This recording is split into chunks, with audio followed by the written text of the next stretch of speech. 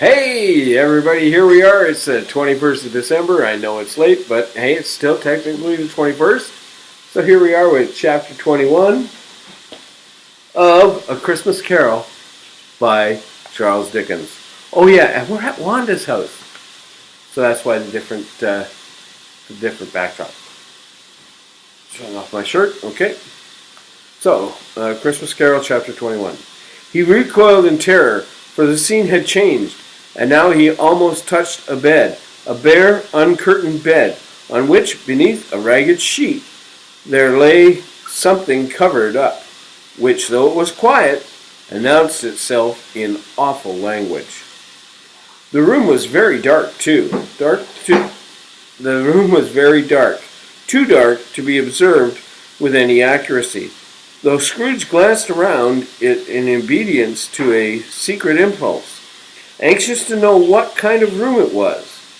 A pale light rising from the outer air fell straight upon the bed, and on it, plundered and bereft, unwatched, unwept, uncared for, was the body of this man. Scrooge glanced towards the phantom. Its steady hand was pointed to the head. The cover was so carelessly adjusted that the slightest raising of it, the motion of a finger upon Scrooge's part, would have revealed the face. The dead man lay in the dark, empty house, with not a man, a woman, or a child to say any one kind word about him. A cat was tearing at the door, and there was the sound of gnawing rats beneath the hearthstone. What they wanted in the room of death, and why they were so restless and disturbed, Scrooge did not dare to imagine. "Spirit," he said, "this is a fearful place. Let us go." Still the ghost pointed with an unmoved finger to the head. "I understand you," Scrooge returned, "and I would do it if I could. But I have not the power, Spirit. I have not the power." And again it seemed to look upon him.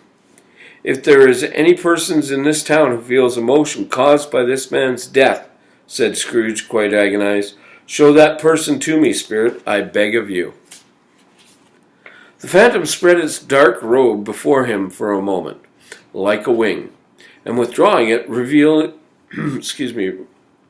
a room by daylight where a mother and her children were. She was expecting someone, and with anxious eagerness. She paced back and forth in the room. She glanced at the clock. At length the long-expected knock was heard. She hurried to the door and met her husband, a man whose face was careworn and depressed, though he was young. He sat down to the dinner that had been waiting for him by the fire, and when she asked him faintly what news, which was not until after a long silence, he appeared embarrassed how to answer. "Is it good," she said, "or bad?" "Bad," he answered. "We are quite ruined?" "No, there is hope yet, Caroline." "If he relents," she said, amazed that there is.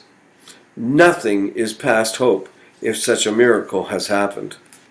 "He is past relenting," said her husband. "He is dead." She was thankful in her soul to hear it, and she said so with clasped hands. She prayed forgiveness the next moment and was sorry, but the first was the emotion of her heart. To whom will our debt be transferred?" she asked. "I don't know. But before that time we shall be ready with the money," he said. "We may sleep tonight with light hearts, Caroline." The ghost showed Scrooge that these people were relieved at the passing of this man. "Let me see some tenderness connected with this death," said Scrooge, "or that dark chamber, Spirit, which we left just now, will be forever present to me."